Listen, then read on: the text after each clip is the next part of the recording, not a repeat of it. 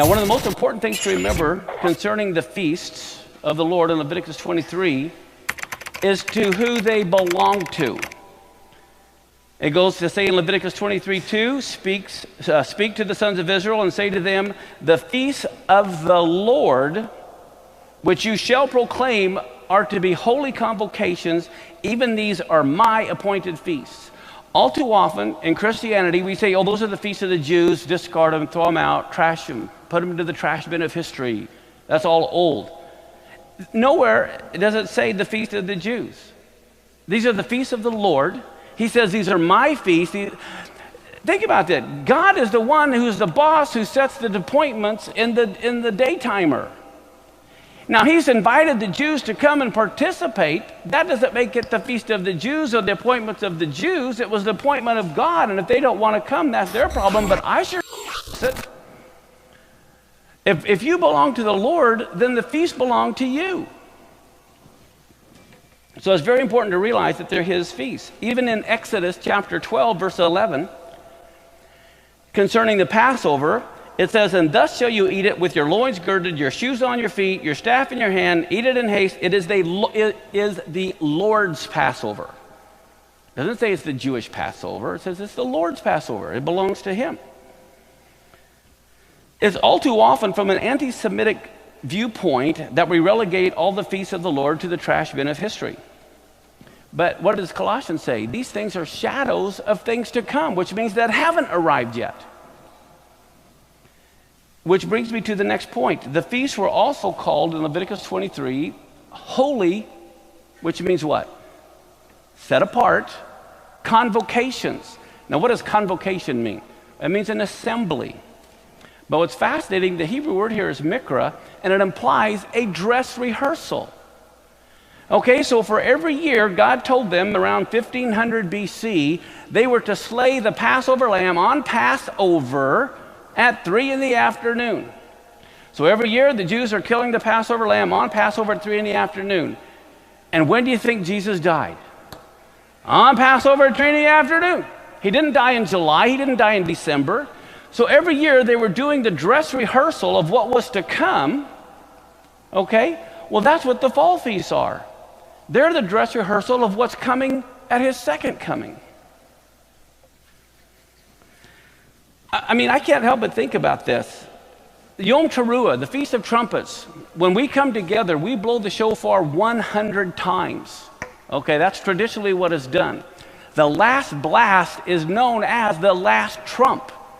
When Paul referred to at the last trump, we shall all be changed, he's talking about the Feast of Trumpets. And so every year on the Feast of Trumpets, we are worshiping the King, honoring the King, we're blowing the shofars, but we have to realize, just like the tabernacle on earth was patterned after the one in heaven, they are also practicing his coming in heaven. The angels are there blowing shofars and practicing. Can you imagine? If something's important, you're going to rehearse it, right? Just like at a wedding. Well, can you imagine in the heavens, do you think they're not practicing the second coming of the Messiah when everyone is worshiping him and praising him? Man, they are practicing. This is the King of Kings who created the universe. Talk about honor.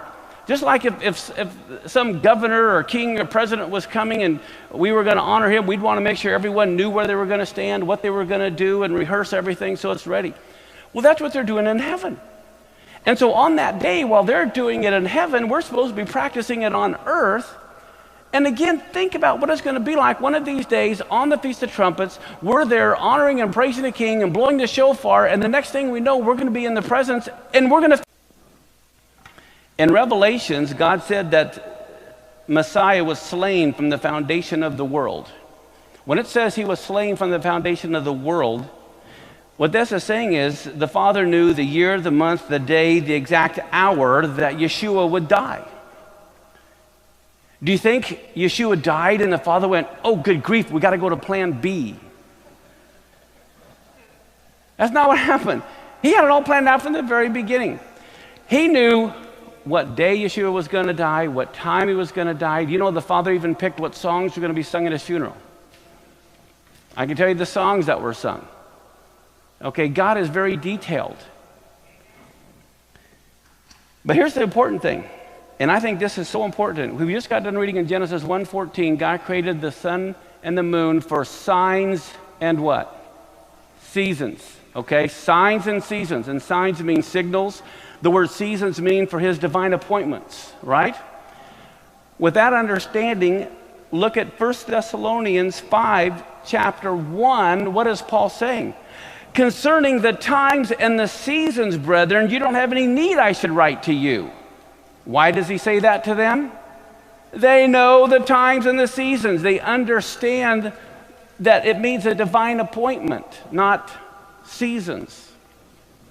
So now listen to 1 Thessalonians 5, 2 through 4. You have to realize who he's speaking to. He's speaking to people who know the festivals of the Lord, the divine appointments. And look what the rest of it says. You yourselves know perfectly that the day of the Lord comes as a thief in the night. How many of you have heard that before? Everyone says, oh, right there it says the Lord comes as a thief in the night. We're all supposed to be stupid. That's not what it says. Look at this. For when they say peace and safety, then sudden destruction comes upon them as labor pains upon a pregnant woman, and they shall not escape. Now listen to this next line. But you, brethren, are not in darkness, that that day will overtake you as a thief.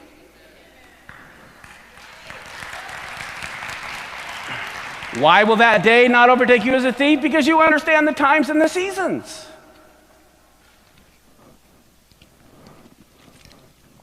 I don't have time to go into it, but everywhere that he says that he comes as a thief in the night, or you won't know the day and the hour, you have to look at who he's talking to. He's talking to the lukewarm church of Laodicea in Revelation. He's talking to the foolish virgins. He's talking to the evil servants. When he says you won't know the day and the hour, look at who he's talking to. But the problem is we've been on the wrong calendar.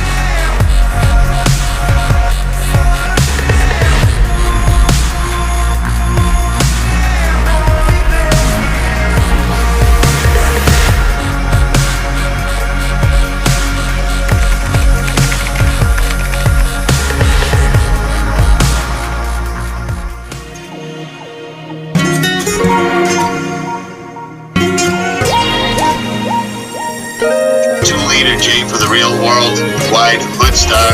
You know I've tried and tried, still I can't get you off my mind. I think about you all the time, girl. I know it's plain to see, girl, you were meant for me. I could be a dream, and you could be my fantasy, girl. Butterfly doors, dumb slap, make it real dough, but love don't come with that. It feel like it though till you lose what you got. So let me talk to you till you understand the chat. Let's get to know each other. I'm a CEO, I can meet your father, he'll be proud of you. I'm ill, I'm on the radio, I really rap, not a cat who just say do. I'm on MTV, you seen from the hood, we got shit poppin'. I've been around the world, windows up, tacked out, make a smoke twirl. I bring you everywhere I go, you my downest girl. You know I've tried and tried, still I can't get you